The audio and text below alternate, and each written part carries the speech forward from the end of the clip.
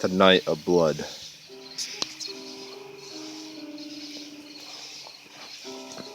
What I'm about to tell you is classified information. Information that was removed from the public eye a long time ago. Fragments of it still exist, but it's locked away in a secret facility deep in the Nevada desert. I'm going to stop here and give you clear warning. What follows is something that you were never supposed to know. So if you feel like you're going about your life never knowing about that tragedy day, then please leave and do something else.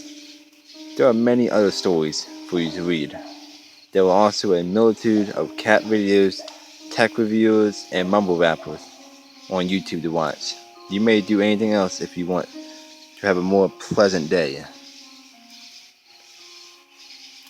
My source comes from deep inside the facility.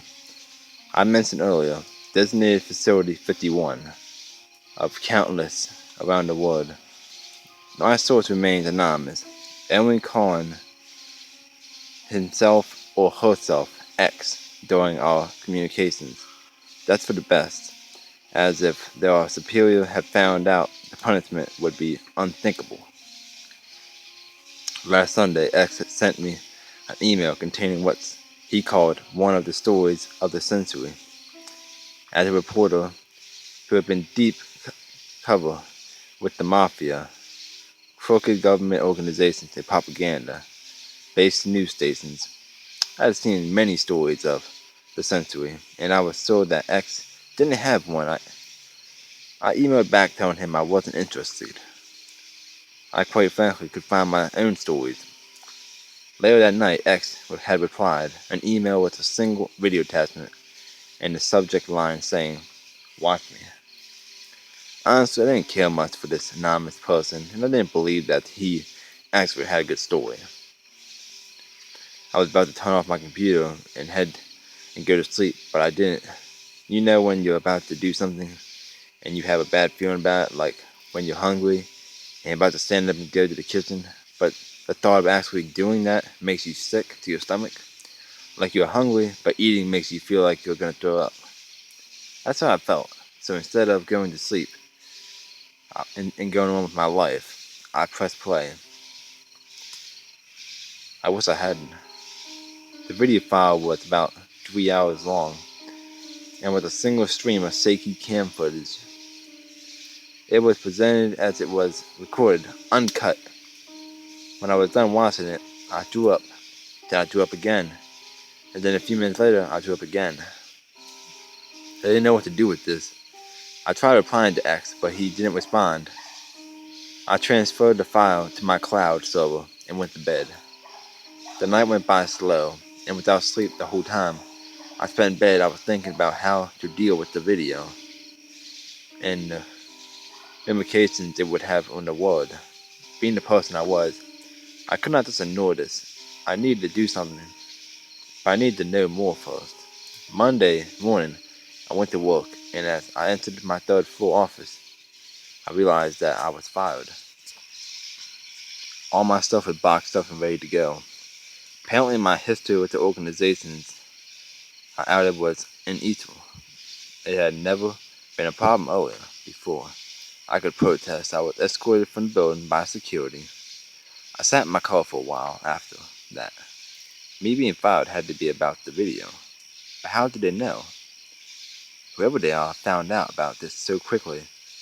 I came home to find my apartment torn apart. It was like my furniture had volunteered to be part of a nuclear explosion. I wasn't surprised. It was not the first time that an organization had tried to take me down, but unlike the others, there was no warning. They weren't telling me to stop what I was doing. They just came in, smashed my computer to shreds, took my hard drive, and left. That was 3 days ago. They tried to follow me, but failed. I had my ways of escaping. I'm now hiding in a remote location, but I'm almost sure they're closing in. I still have the video on my cloud server, and tried to upload it to different social networks 3 times. It kept getting taken down, so I'm going to try my best to narrate it to you. Hour 1. A block party is happening as some teenage boys record it. Families get together and it starts to get dark. Close to the end of the video, a light mist fills the air and people start coughing. Hour 2, people are getting more and more sick and medical attendants arrive. It seems like everyone is in pain and the mist gets stronger. Emergency rescue services are about to move people in trucks. 4 men in war armor and hazmat suits show up. Hour 3, the boys are now hiding the recording device as the men quarantine the area. They don't seem like government officials. The mist suddenly turns into thick fog, and as it touches people, they melt. The men in armor are unaffected but overwhelmed by the people they are trying to contain, and the entire place turns into a riot. As people are melting soon after, the teen holding the recording device torched by the fog and it drops it. That's as far as the video goes before it ends. I don't know what happened or how to rationalize it. I think I'll have a lot more to think about though. Last night, X messaged me. He wanted to know what I was going to do to help. I haven't replied yet.